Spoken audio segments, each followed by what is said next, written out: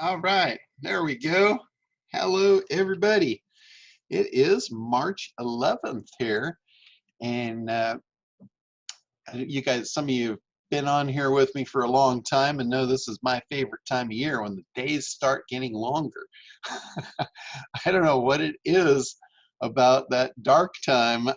I look out the window at 5 o'clock and it's dark, and I don't know, that just does not make me feel good.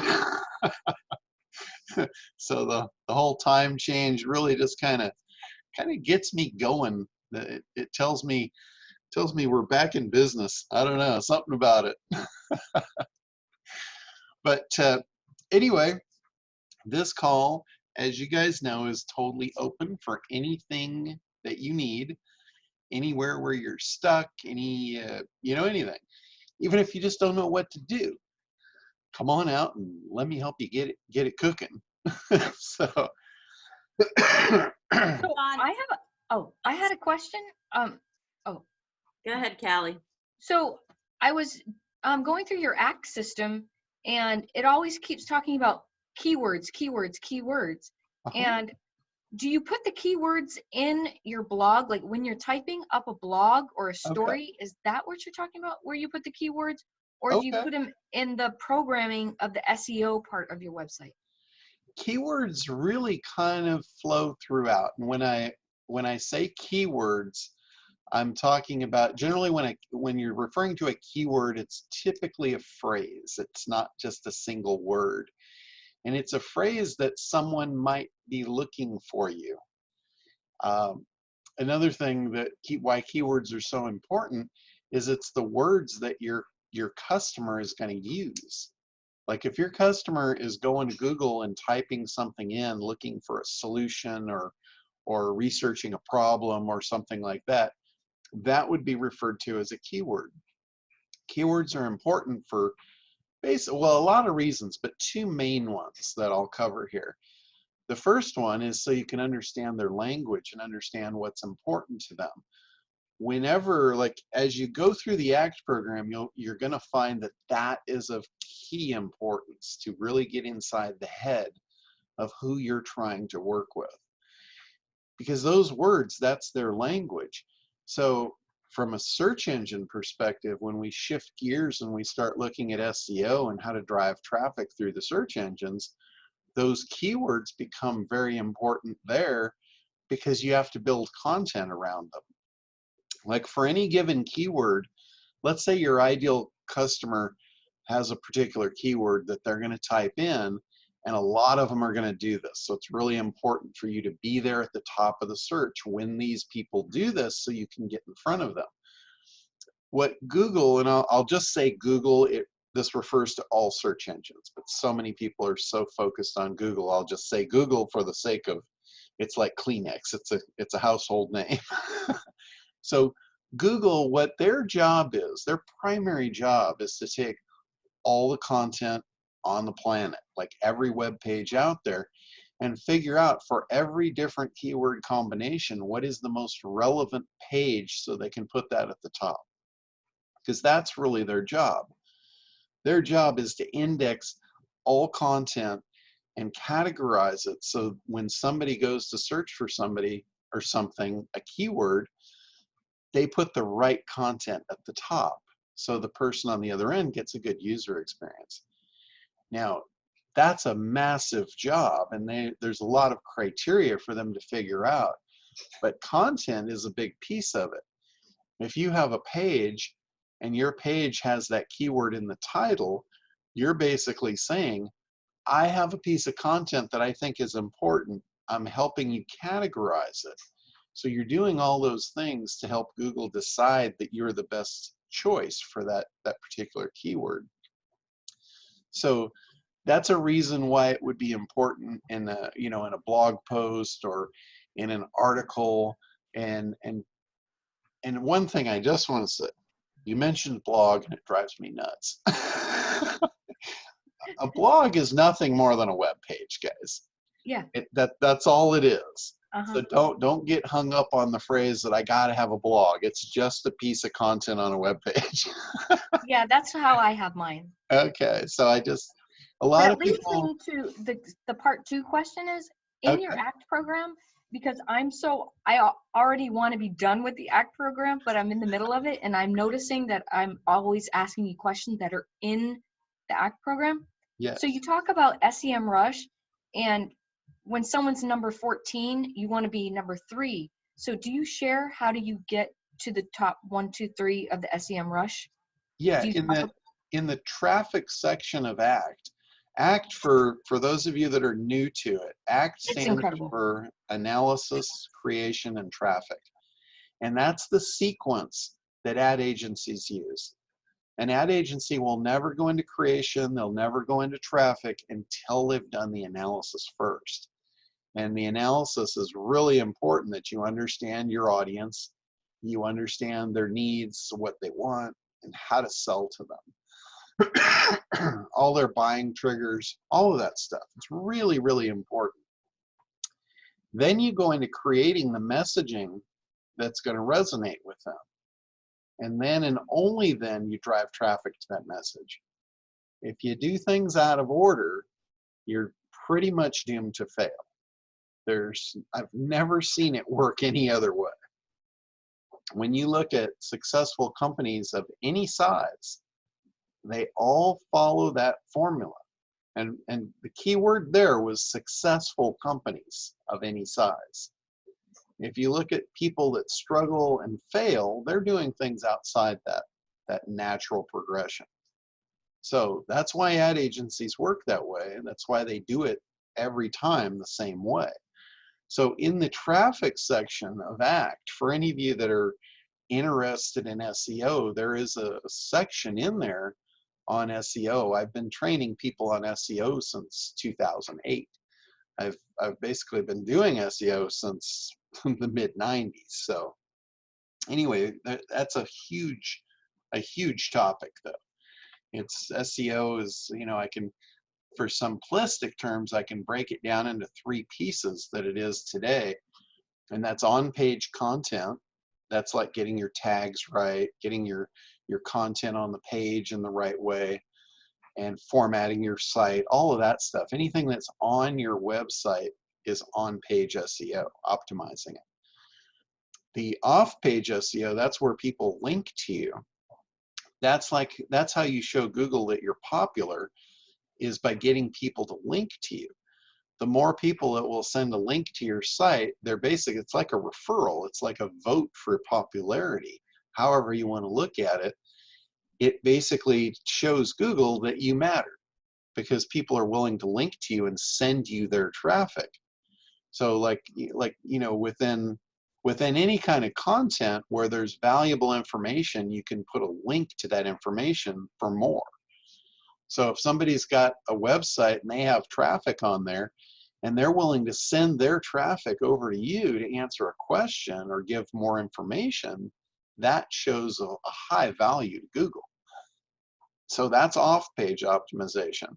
And the last piece to it, which is a fairly new piece of the last couple of years, is the actual user experience. This is where we get into artificial intelligence. Google is watching. They're watching everything that every user does. So if they send somebody to your website and that person bounces off and they go back and they pick someone else, that sends a signal to Google, and their artificial intelligence is learning who has good content for every particular keyword out there, every combination. They know, hey, if I send someone to this website for this keyword and they didn't like it, and I send someone else and they didn't like it, and I send someone else and they didn't like it, I probably shouldn't send any more people there, right? That's artificial intelligence, and it's learning. So if you have a website and you just put junk on it, if you don't figure out what your person that's going to go there really wants, they're going to bounce off. And they're going to be sending those signals to Google that, hey, Google, you shouldn't send any more traffic to me. I'm not filling the bill over here. So that's how the artificial intelligence plays into it. So you could create, you could optimize your content for Google so they like your content, and you could get people to link to you showing popularity. But if you're if your website content doesn't really resonate with your viewer, like let's say you optimize it and you just put all the keywords in there, but they don't mean anything, and your visitor goes on there and he's like, what the hell is this? And he bounces back, that doesn't do you any good. So you have to really be concerned with the user. So what do you mean when people link to your website? Well, a link to a website is like if you have a click here to learn more and you send them to another website to get that, or like for instance, I might be on my website, I might be talking about video. And since I don't do video hosting, I might say, I've found the cheapest, best, most reliable video hosts, and if you want to check them out, click here. And now I send a link to that video hosting company, so I'm basically sharing my audience with them. It's like a recommendation. So that's what I'm talking about when I say linking. And when you can get other people, when you become that resource where you're the best at something, and other people know it and they want to send people to you because of that, it's like a referral. And a lot of times you can incentivize people to do that by giving them referral links and say, hey, if you send me your traffic and I convert it into a sale, I will give you a commission. So that's a way to incentivize people to link to you. Like there's a lot of affiliate marketers that have hundreds and thousands of links coming in because they pay people when they send traffic and they make money from it. Oh, that's awesome. I just learned something. Does that make sense? So I totally got something like gold out of what you just said. You're a little muffled there, Kelly. Oh, I just can you hear me now? Oh, basically what you just said is that you put a link on your site, an affiliate link to somebody else's audience, and they love you, they love your content, so they share it with people. That's really cool. That's why, like on Facebook and when you're in social media, it's more important to get shared than liked. Because when you get liked, all that is that's just a little thing that, you know, a thumbs up or whatever. It doesn't really do anything. Yeah. But when they click share, they're broadcasting you. Yeah, I got that. So you're casting a wider net. So, Allie, you had a question. Come on out and talk to me. Well, Woody and I are on, and yeah. we need to help him get logged into like the Act and understand how to get it active on his computer. I set everything up last night, but even like unmuting him, I don't know if he could figure out if you could direct him how to unmute, and he could ask you a couple of questions. Okay, sure. I can unmute him right here. So I'll do that. You are live, Woody. Hey, Big John. I think you're losing weight. You're looking good, man. Oh, I'm doing my best. I'm getting there. I can tell. You look happy. Well, thank you. Anyway, I don't know what the hell's going on, but I am willing and open and with Allie. But I can't get my own work assignment, the getting on Act. Okay. Let's see. And also, John, when I opened up and when we set everything up, the account last week, and I opened it up on my computer and his, and there's a page, let me see if I could go there. It's the very basic thing where it says getting started. Okay. And it says download the whole program. It doesn't download anything, and it sends me back to the home page every time. So I didn't know. Gotcha. I'm glad you pointed that out, because what happened was I just shifted over to a new WordPress site, and I moved to a different server on that site, and I realized those files are left behind on the old server, so I need to move them over. So thank you for pointing that out. That's funny, because I tried like 4 different servers. I tried Firefox, Chrome, Safari, whatever. So I thought, okay, I got to ask John on the. Yeah. No, that it's not you. That one's on me, and I appreciate you pointing that out because I got to fix that. Okay, cool. So that's one thing. And then we just wanted a little bit of like basic coaching on, I got that.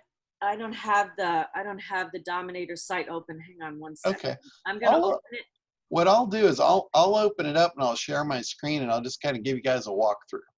Oh, well, that would be fabulous. And we'll just kind of go on through it, and I'll kind of give you the lay of the land and all of that. Yay! But as far as the login itself, if you don't have that, just send me an email. I can send you the link to I can do a resend of your password and all of that stuff. But once you get in there, it's a matter of just moving around, navigating through the site. The link that Ali is talking about, when you come into the first page and you can download the entire ACT program. And basically what that is, it's all the stuff that's online, and you can just download the whole kit and caboodle, all the videos, all the worksheets, everything in one deal in case you want to just have it on your computer. So that way you don't have to log back in. But with the login, it is really kind of it's kind of good to have that because it has everything there all formatted and easy to find and all that. So anyway, let me get logged in here. Oh, let me share my screen so you can see what I'm doing. That would help, right? Okay, can you guys see my screen now? Yep. Okay. Yes. So I'm at the login here. If you don't have that, I'll send you your login. Also, if not, there's a forgot password if you have trouble getting in. But once you're logged in here, all right, so now that we're in, this thing drives me nuts. It keeps asking me if I want to save the password. Okay, so you've got the home button here. This is just kind of a little introduction, and that's it. I need to update my picture there because I got a new one. When you go to the quick start, this is what Ali was referring to, the download the entire ACT program there. I just need to re-update that link so it works. And it's all the videos, everything in one big jumbo package. So if you want to just download it to your desktop, you don't have to do that. Everything that's in there is in the online menus up here. So you can do it if you want. Also the workbook, a lot of people like to print this out. If you go to like Staples or any place that sells stationery, you can buy a 3-ring binder and you can put the workbook together. Anybody that comes here to my house or does any of my workshops, I usually put these together for you and hand them out when you come to the 2-day event, so you've got one. But if you haven't done that and you want one, it's easy to print it out, and you can make it nice and pretty just like that one. You just slip the little cover into the cover plate and you're all good to go. But anyway, step 3, this is basically just going through the program, participating on the calls. There's going to be stuff that you see in the videos that you might not be familiar with. And that's what the call is for. I am happy to help you at any stage of the game. And one thing, never ever be afraid to ask questions. Because I guarantee you, if you're hesitant to ask a question, someone else needs that question answered too. And not only will you help yourself, you'll be helping them. So don't ever think you can't ask a question or think, oh, that's already been covered or whatever.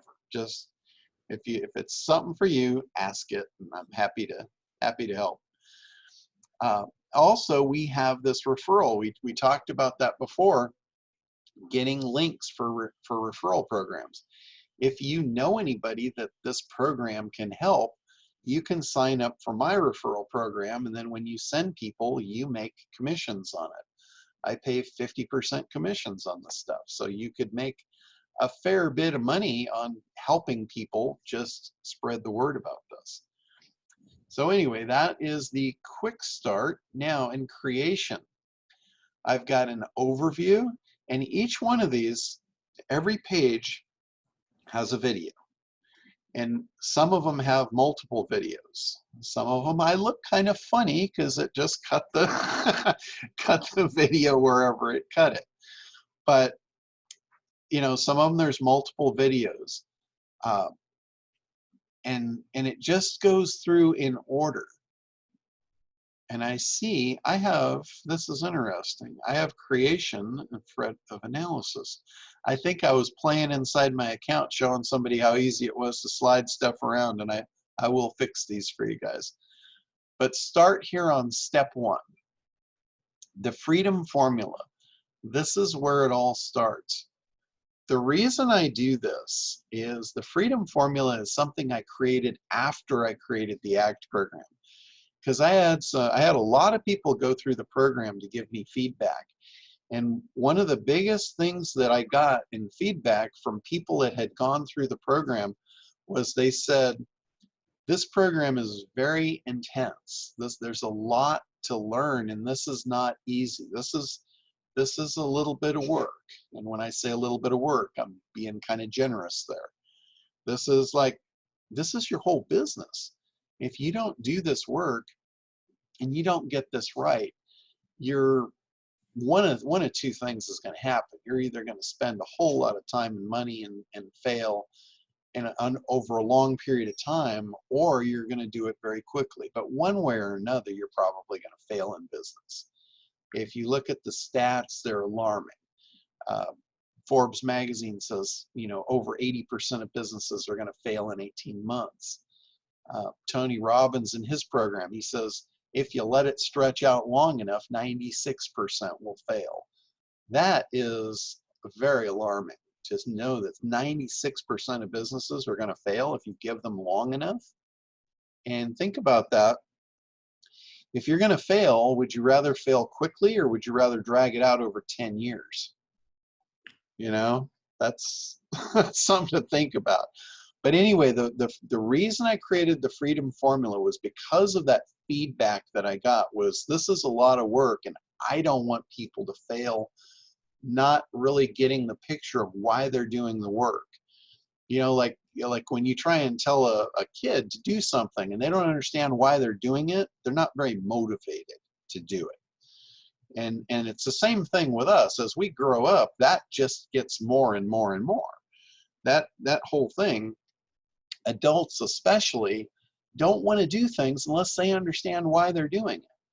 That's why I created the freedom formula. And in simplistic form, what this is showing you how this is all really possible, because most people have a mind inside a little box. And when I tell them that, you know, a business can actually change your life and a business can allow you to buy anything you want, they kind of blow it off. They're like, yeah, I've heard that before. It's not really real. And when you go through here, the freedom formula breaks it down into math. And all it says is whatever you want, like you can have this be your entire lifestyle, or this could be a new car or a house or whatever. Whatever you want has a price tag. It has a number. Then you can break the number down into monthly payments. How much would it cost you per month to get this thing that you want, whatever it is? Could be an entire lifestyle. Anyway, you get a monthly number, and then you look at what it is you're selling, and you have a profit to that. And you just divide that profit number into the number of the monthly thing, and you have how many units you have to move. And now all of a sudden, this thing that you want just becomes a math equation. How many do we have to move? ACT is the thing that's going to move those units. So now we know why it's important. Now it gives you incentive to actually go through and learn it and do it, because it is the vehicle that's going to move the units to get you that thing that you want. So that's why I created the freedom formula. And that's really kind of the first piece to its mindset. It's understanding of, wow, I really can do this. The only thing is I have to know what to do, which is how many, you know, I need to move these units. and then the how to do that. And that's the ACT program. The ACT program is how to move those units. So when you know the what and the how, that gives you a lot of power. And that will carry you through the pain of learning the thing and actually doing it, hopefully. That was my intent. So anyway, kind of a long story there, but really a meaningful one. So the first thing here is analysis overview. So when we go into that, and again, it's all videos. It's not like you have to read books here. This is a short video. And most of these videos are only a couple or few minutes. So it's not like these are going to drag out all day. And then you just go through one to the next. You know, if you go through, the first real content in this program is called segmentation. And this is where most people lose it. This is where most people don't do this. They start creating their avatar before they've done this and they fail because they don't get it. This piece is really important. Understanding the segments to your audience and which segment you want to work with can make you or break you. So really an important piece right there. Once you figure out the segment. John, can you have, like, let's say you want to reach multiple markets. Yes, absolutely.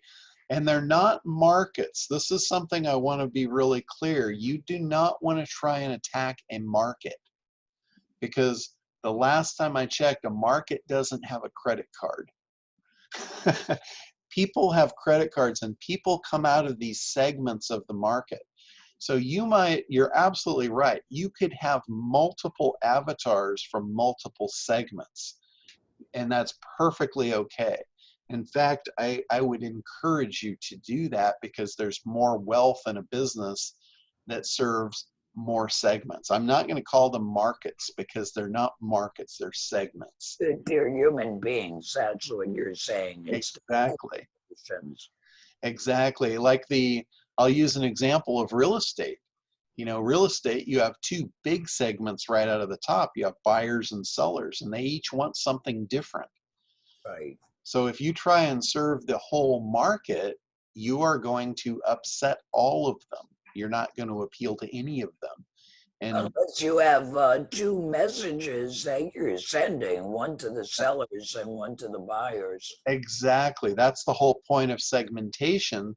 So you can identify what's important in the person that you're trying to market to. Not the market, not what's important in the market, what's important to the person.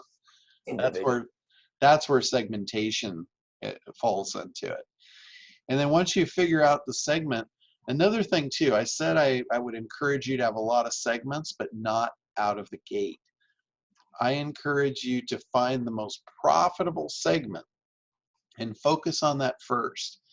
Focus on one avatar, one marketing campaign, and get one that you can hit it out of the park with, and then duplicate it. Take 2 steps to the side, tweak it for the next avatar, the next segment, and then launch a new campaign. Now you're covering 2. And now you can move really quickly doing that one after the other. You can infiltrate all these different segments really quickly. But if you try and do that out of the gate, most people I've seen don't get anywhere. They spin their wheels and they never really get to the end of the rainbow. So focusing on one, I mean, this is a skill set. Marketing is like anything else. It's like any other thing that you're going to learn and try and do in your life requires a skill set. So you can't do that being broad spectrum. You got to get dirty. You've got to actually create something and take it from end to end, make it work, see the results, tweak it, make it better, get it refined, and then you duplicate. Because if you've got a mishmash and you duplicate it, what have you got? You just got a whole bunch of mishmash. We want to create something laser sharp and then duplicate that. So I really encourage you to just stick with one and one only out of the gate till you figure this out, and then replicate it. So after we do the avatar creation and we know everything about this person, we know all their buying triggers, The next thing we want to do is we want to go out into the market and look at how is the market trying to sell to this person. What are they seeing? What are they hearing? What other promises are being made? You know, what's going on out there? We have to know that to effectively create a campaign, because if we don't know what we're up against. Like, for instance, a chiropractor, I'll just use that as an example. He might think that his avatar is interested in back pain, right? That's what he solves. He solves back pain. He eliminates it. So if he thinks his only competitor is another chiropractor, he would be very wrong. There is all kinds of competitors that are outside of his scope of vision. Like, you've got inversion tables, you have acupuncturists, you have pills, you have surgery. You have all these other options in the market that person is hearing. And if you don't know what they are, you can't position yourself to be the best. So that's why this formula, this whole thing, this whole sequence is laid out in a very particular order. And it's the same order that I've seen ad agencies use for over 100 years. And they very rarely miss. In fact, you pay them so much they can't miss. And because of that, they've created a formula. And this is it. So once you do that, once you know pretty much everything about your segment, your person, what they're seeing in the market, what's being told to them, that's the point. When you have all that information figured out, then you can go into creation. This is where you start building things. This is like a website. If you're building a website, you couldn't possibly figure out the messaging to get that right. So you got to do that first stuff first. You couldn't possibly put together an offer. You know, all the stuff that you're going to put together in creation is all based on what you learned in the analysis piece. I gotta say, this is so funny because I opened this up.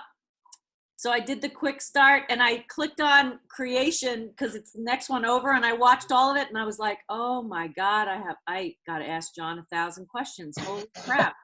And I didn't even see that because I'm just like, like blindly like focusing on what's next. I didn't even see that step 1 was out of order. That's so funny. Yeah, and I'm so sorry about that.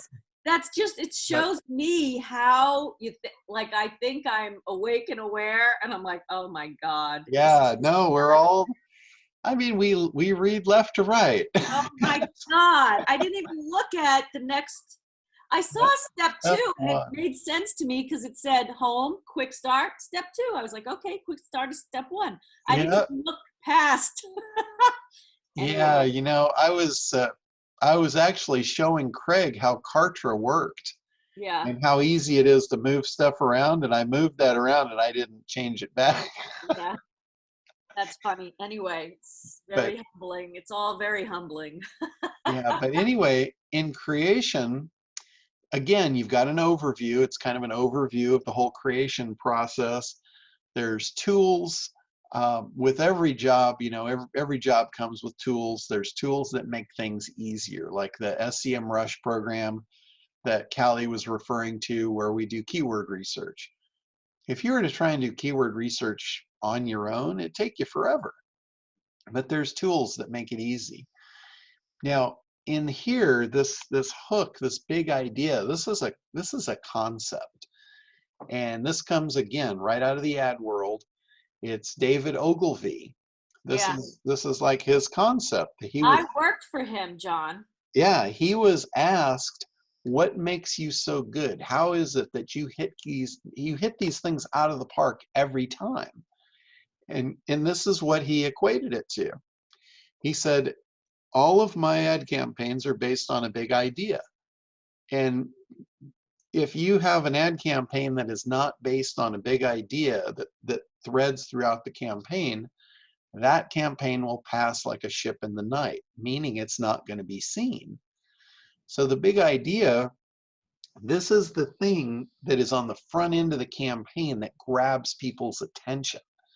It literally whips their head and gets them to look. And if you don't have that, and that's not congruent with the rest of your marketing message, you basically have a campaign that's going to pass like a ship in the night. You don't want that. You don't want your ad campaign to pass through and have nobody see it. So that there's a formula to this big idea too. And as much as he talked about it and emphasized the importance, he didn't give you the formula. So I've broken it down. It's in 3 pieces. You know, the hook, it's all in there's 3 pieces to it. One of them is a promise. You have to make a promise based on your avatar. What do they want?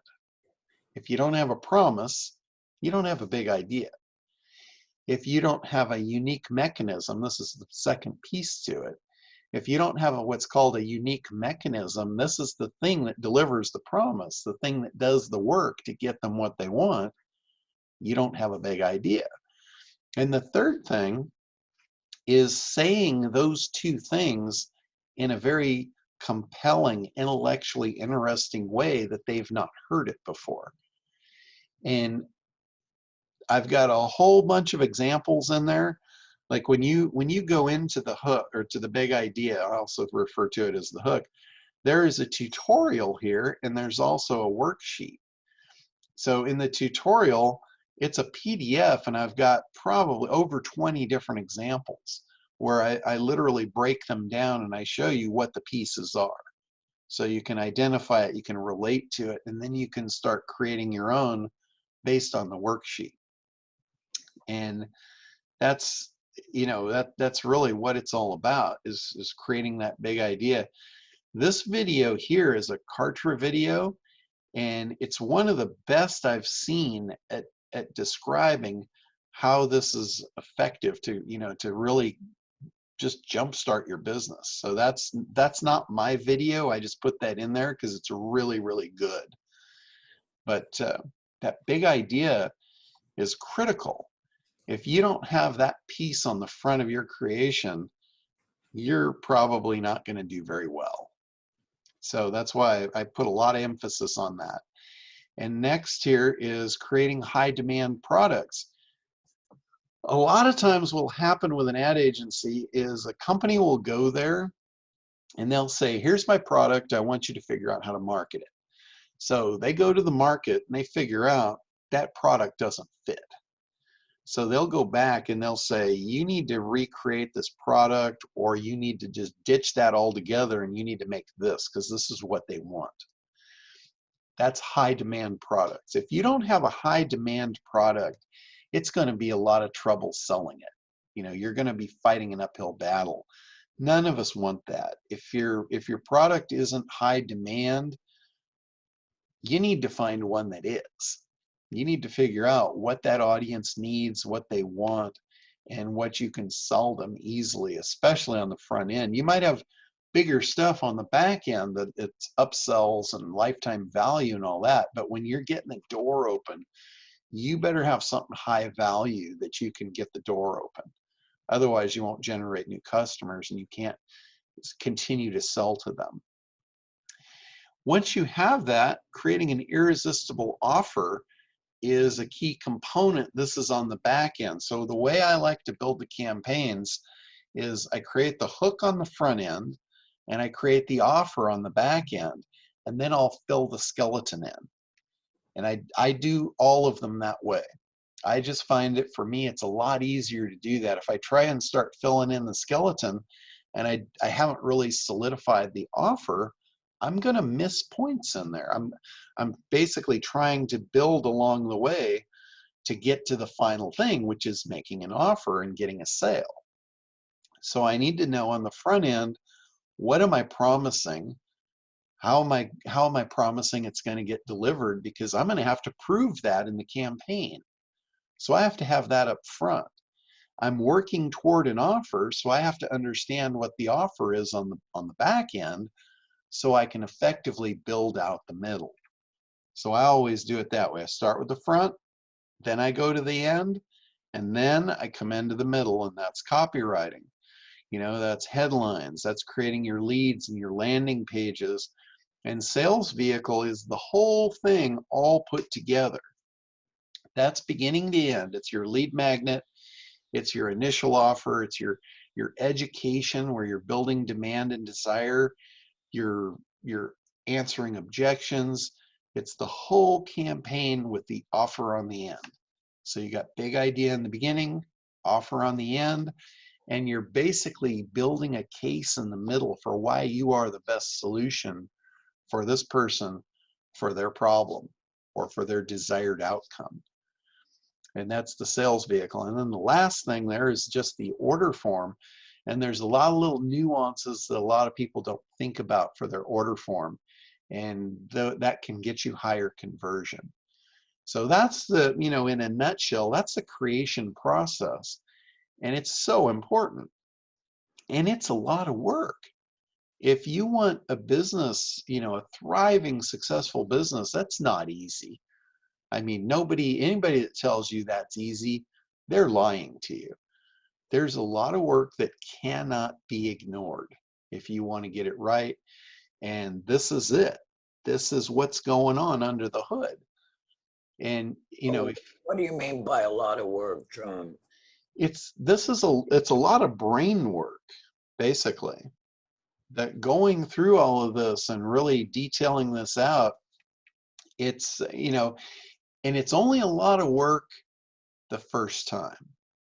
Like anything, like when you're trying to do something for the first time, it's always difficult because you haven't done it before and you're outside of your comfort zone and all of that stuff. You have a lot of things working against you, and that's why most people don't do it. That's why there's so much failure in business. Everybody wants a business. Everybody wants success, right? They all come running and rushing towards it. But how many come out the other side? Because they don't do the work in the middle to actually get it done. But your process is step by step by step.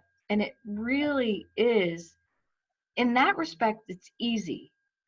Yeah. But the hard part that you're saying is sitting and sticking with it and just watching every part of it, because you do go into such detail.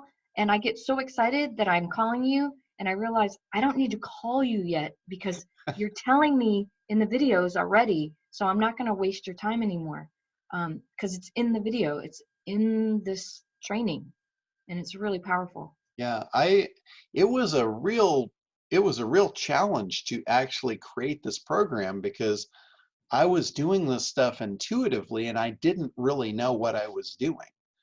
And it took 12 people an entire year to slow me down and like pick this apart and figure out what are all the steps and what is the order that I do them in. And when it actually got down on paper, I'm like, wow, I really do have a process to this. I just didn't know it.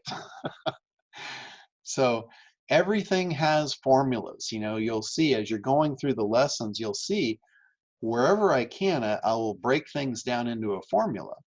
Like objections, for instance. I show you in analysis, one of the things that we do when we're in the avatar creation is a thing called a web analysis. That's wants, emotions, and beliefs. And when you figure out the beliefs of your avatar, you will know all their objections. Those beliefs form the objections. And when it comes to the offer, before the offer, you have to eliminate the objections or you won't get a sale. So there's an actual formula to eliminate the objections. And that formula I found in Benjamin Franklin. I tracked it back through history to find where it came from. And Benjamin Franklin was the first one I could find actually used it. I think he probably created it. I don't know that he knew it was a formula, but I broke the pieces out. Again, a lot of these are 3-piece formulas. And with that, the formula to eliminate an objection and actually turn it into a demand and desire piece is claim, proof, benefit. You make a claim contrary to the belief, And we all know that's just a he said, she said. But then he attaches 2 proof points to it that makes it a fact. So now it's not him saying it, it's actually a fact. Like when I made the claim that 80% of businesses are going to go out of business, that's just a claim. But when I say I attach it to proof that this comes out of Forbes magazine, this is printed from a very reliable source. Now all of a sudden it became a fact versus just me saying it. So that's claim proof, and then you attach it to the benefit. And the benefit is whatever the prospect wants. It's their desired outcome. So when you do that, what you've done is you took a belief that was against purchasing and you flipped it, you inverted it. Now the belief is for purchasing. So to do that before you make your offer is a critical step. If you make your offer and they say no, you're headed in the wrong direction. Now you've got to unravel that no. You want to keep yeses going throughout the presentation, and you never want to come up with a no. So if you don't know if you didn't do the web analysis here in this piece in the avatar creation, you wouldn't understand the objections. So you're going to make an offer before you've eliminated them. You see how that works? It's like, it's all these little pieces. And when I say it's a lot of work, there's a lot of pieces to this puzzle. If you get a 5-piece puzzle, that's not much work. This is a 1,000-piece puzzle. You're not going to sit down and knock it out in 3 minutes. This might take you a month. This might take you 2 months. I've had some people that really went through this quickly. They knocked it out, within a week.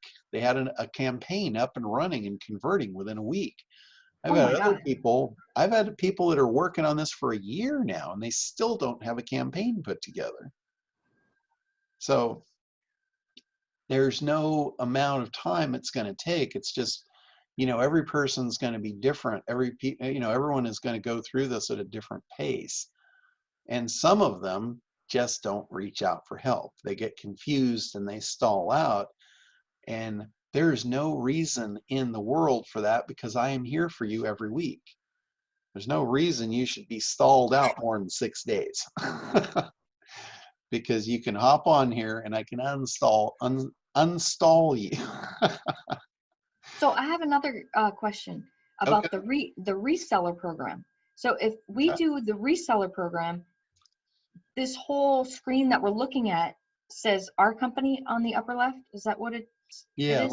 Let me get to that one in a minute here. Oh, okay. But the third piece, after you've got your creation, after you've got your marketing funnel, if you want to call it that, it's a sales process. Funnel's just a fancy new word for sales process. Once you have that, now it's a matter of getting eyeballs to it. You need traffic now. You need eyeballs to look at your big idea and pull them in and draw them through the marketing sequence, the sales sequence, the funnel, whatever you want to call it. And there's a whole bunch of different ways to do that. These are the big ones here. You've got Facebook, you've got pay-per-click advertising, and then you've got SEO. And there's a lot more pieces in there. Like if we go to the overview here, you'll see I talk about types of traffic. And there's press releases, there's pay-per-click, there's CPA, which is cost per acquisition networks. Most people don't even know those exist. There's Facebook, there's social media, YouTube, there's celebrities. You can get in celebrity endorsements that can drive massive volumes of traffic to you.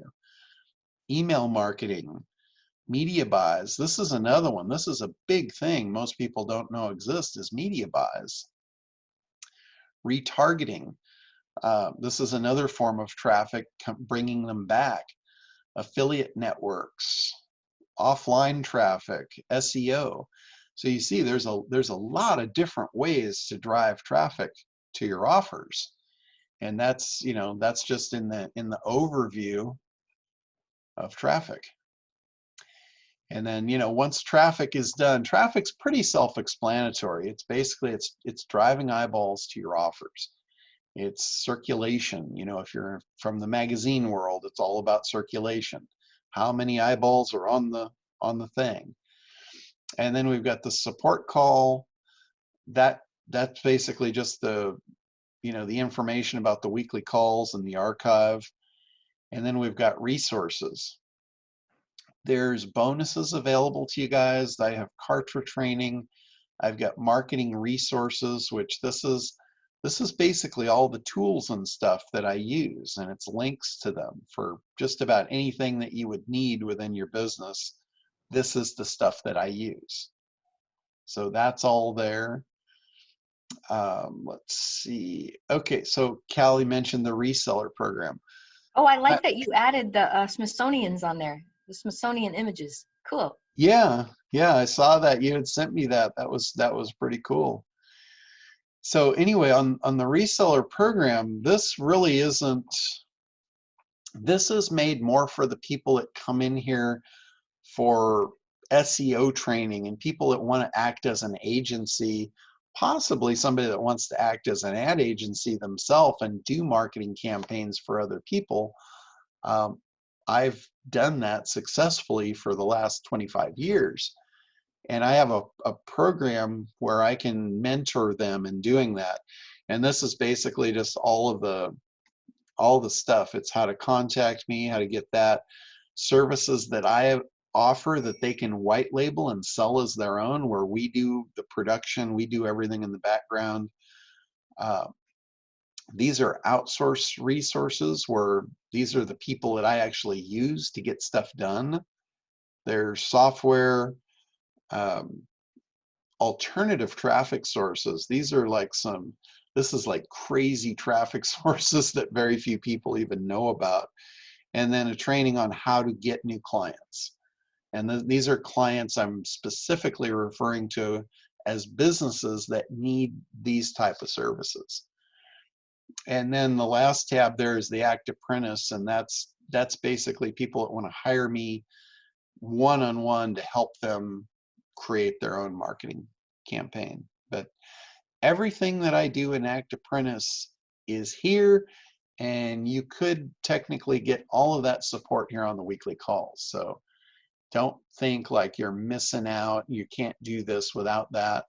That's just, you know, there's a handful of people that want to work, you know, elbow to elbow with me and get dirty together. So that's all that is. But anyway, that's kind of the run and scope of the program. And the only thing I see, a couple of things here, I've got to switch these out.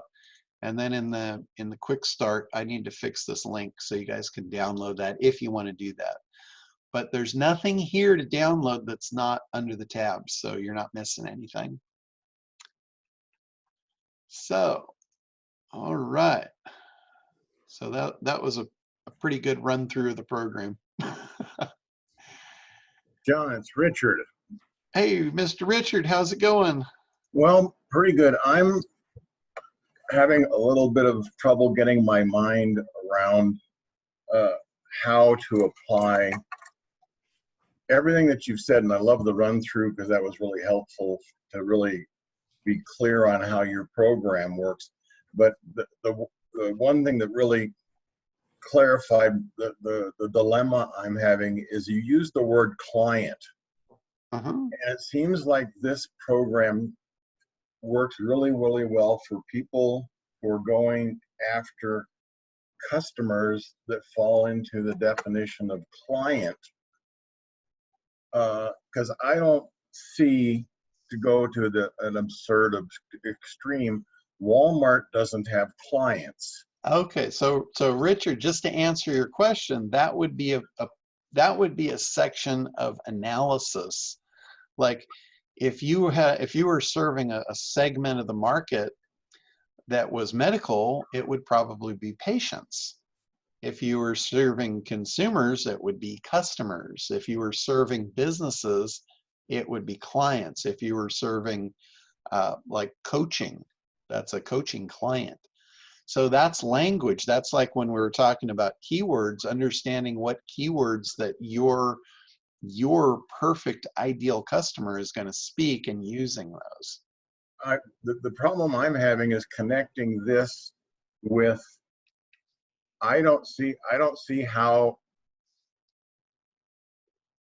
to apply this to e-commerce, because if you have an e-commerce store, you can be selling a flashlight, electric tool crimpers, a barbecue tool set, a cell phone charger. I mean, correct.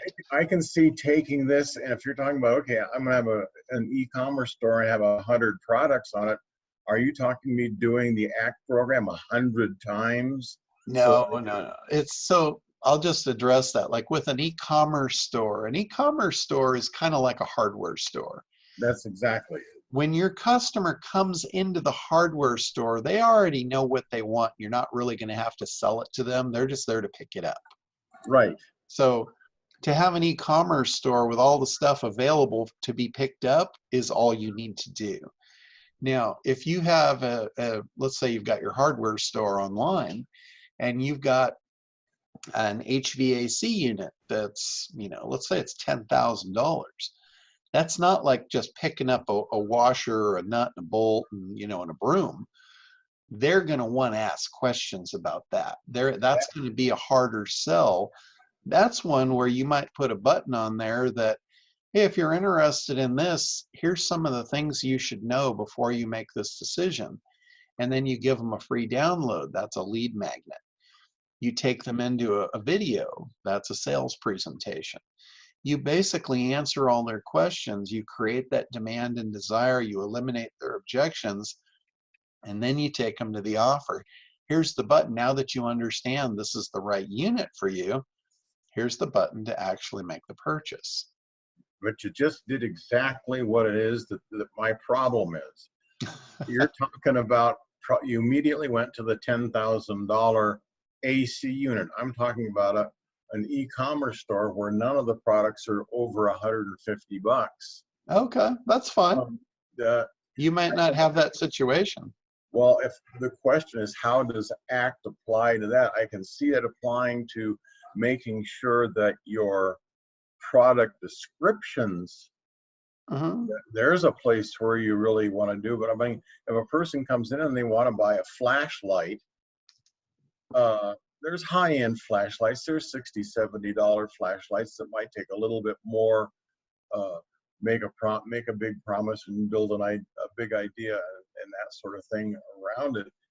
But are you talking about doing that for all 100 products you've got, or do you try to start with one product until you get it one product cooking and figuring out how that's going to work, and then add your next barbecue tool set, and then add your next 3D printer? No, Richard, you're kind of overthinking it here. That's what I'm saying. No, you're overthinking that. It's like I said, if you're selling a little thing and they already know what they want, they're coming into the hardware store to just pick it up, you don't need any of that. You just need to have it available for them. It's an understanding. ACT it's like a skill set of knowledge to understand where you need what. Like, and that's just that. If you're talking about a small thing like that, just have it available. If it's, if it's a mid-range thing and maybe they need to know something of why this is better than the next one, then put it in the description. You don't need a full campaign over it. So yeah, well, that was my thought. Is that the larger the either price point or continuing ongoing, I just had senior moment, forgot the monthly payment program kind of deal. At the closer and deeper you get into that type of a market, classification of a market, that's where ACT becomes more and more critical, that it really does apply, as opposed to just having a tchotchke shop, basically, e-store. Yeah, correct. So Allie, you had something there?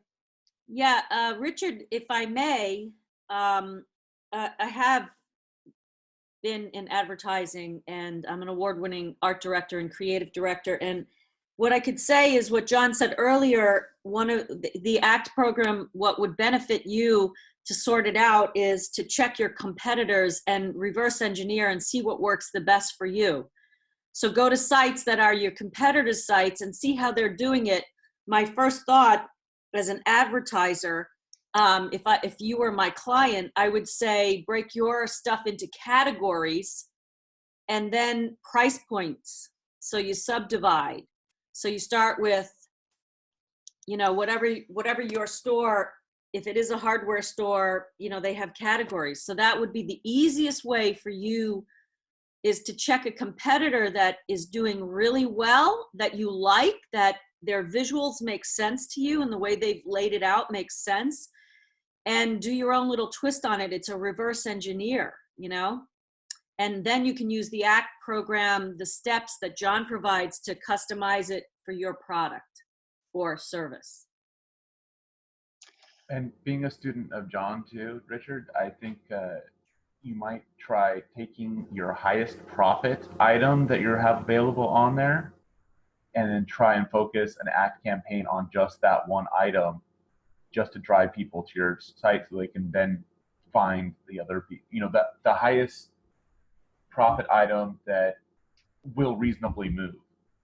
Obviously, if you're only going to get one per year and it's your highest profit, that's probably not a great item to focus on. But, you know, if you can find something that moves at least some, and then it's your highest profit item, if you can focus on that, then you can try to pull in all those customers for that, and then you can parlay them from there. Thanks. Yeah, that's right. And Gwen, you had your hand up there? Yes. Can you hear me? Yeah, I got you. Okay, awesome. I am working on a Kartra page, and for your crowd marketing thing, and I'm just trying to decide if I want to do it like a long sales page, because I was thinking of like copying the ACT program sales page, but then I'm thinking maybe turning the info into like a video might be better. Yeah, I think a video would probably be a really good idea for that. Like have the intro, have the lead magnet, maybe give them a, you know, a graphic, like a PDF graphic, infographic. Right. And then invite them to join a webinar where you explain what the graphic means and how it works and all the intricacies behind it. Okay, so not go into a lot of detail then on the video itself.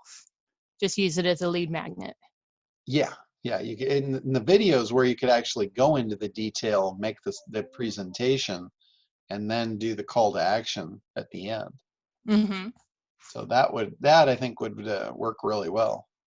Okay, because I was thinking of using. Well, I've kind of started cloning the ACT, and then I'm thinking, wait a minute, maybe I better do a video instead.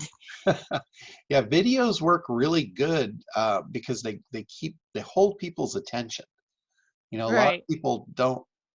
You know, like me, I'm lazy. I don't read through stuff. But if the video's playing, it tends to keep me focused in a little bit better and reading along with the material if there's stuff below it. A lot of times when they do video sales letters, they'll basically transcribe the entire video and then turn it into a web page that goes on forever. It's a very long sales page, but it's replicating everything that's in the video so they can follow along if they want. That's kind of what I was thinking of building, with that long sales page. Yeah, and then if you do that, if you build the long sales page first, then you can go back and do the video and just just cover what's in the sales page. You can go either way. Yeah. That's kind of what I was thinking, is taking your PDF of it and kind of making it you could all accessible. You could easily do that. Okay, well, maybe I will change directions, and I'll finish the long sales page and then change directions and make the little video too. Perfect. And then figure out how the heck to put it all together. So I'll probably be calling you. All right, you got it. Well, you know where to find me. All right, appreciated. All right. Okay, anything else before we wrap up for today? I apologize for moving the call. This call is usually on Thursday, but I'm going to be out speaking at a conference tomorrow, and I figured I better squeeze this in before it gets away from us. It worked out perfectly for me. Awesome. John, I have a chart that I created with all the, all the aspects of the business that I want to bring forward. I'd like to send it to you. Okay, sure. Allie, maybe we can figure out how to reduce that thing that I created. All right, Johnny, thanks. All right, well, cool. Hey, welcome aboard, and I'm glad to have you in here. So, John? Yeah, go ahead, Gregory. Okay, so we saw this morning's email. Oh, yes, that's right. We got the call got away from us there. Well, but the reviewing the ACT program was very good. I'm tremendously happy about that. Yeah, so yeah. Quickly touching on that when the remaining time we have left. Sure, yeah. Gregory had sent me a thing this morning. He's got a domain name that he's got up for sale, or actually people are trying to buy it from him. And he was wondering how to evaluate what it was worth. There's companies online that they've got estimators. And the one that I used was Estibot, ESTIBOT.com. You can put your domain in there and it will evaluate it as to what it thinks that it's worth based on a whole bunch of criteria. And in this case, Gregory was wanting 50,000 for his domain, and he had an offer for 25. I looked it up, and the value of it is like 300,000. And it's a shorter domain, very high demand. It's a very, very powerful short keyword, and that's one of the things that creates a high value. Like if I had act.com, it would probably be worth 300 grand. So if you've got domains that you've purchased for different things and those things become high demand, sometimes people will come along and they'll try and buy it from you. Like I remember a long time ago, I bought electricboats.com because my brother was going to get in the electric boat business. So I bought the domain for him. He wound up going a different direction, and I sat on the domain, and somebody contacted me and they wanted to know if I would be interested in selling it. And they actually made an offer at $6,500 for it. And I paid $9 for it. So somebody's offering me $6,500 for a $9 thing that I paid for a couple of years. I'm like, yeah, I think we can play let's make a deal here. So, that domains are valuable. They're like real estate.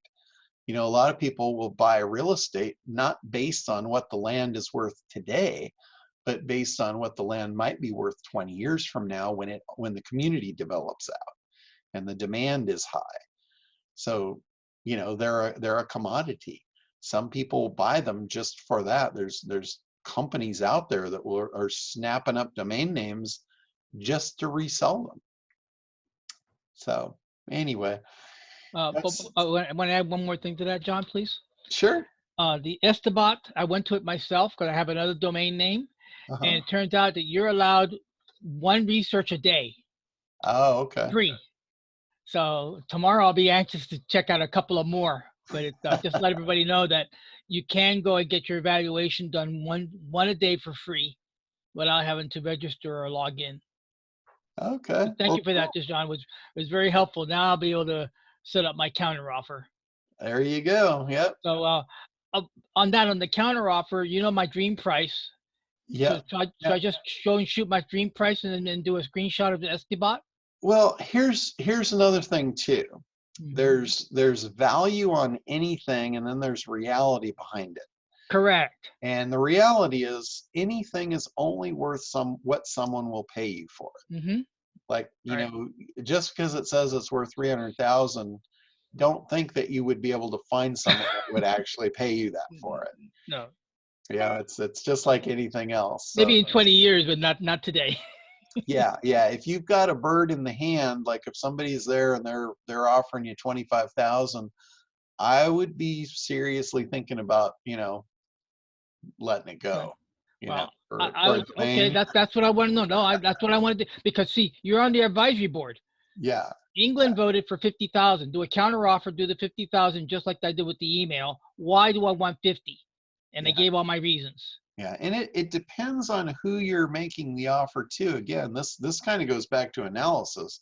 If you've got somebody that feels they've made you a decent offer, and you come back and you double it, and it in some way insults them, that might kill the deal. They might Well, say, no, I'm not interested, and you say, oh well, okay, I'll take the 25, and they'll say, well, no, it's not worth 25 now to me. well, the thing is, Invicta.com is my trading site.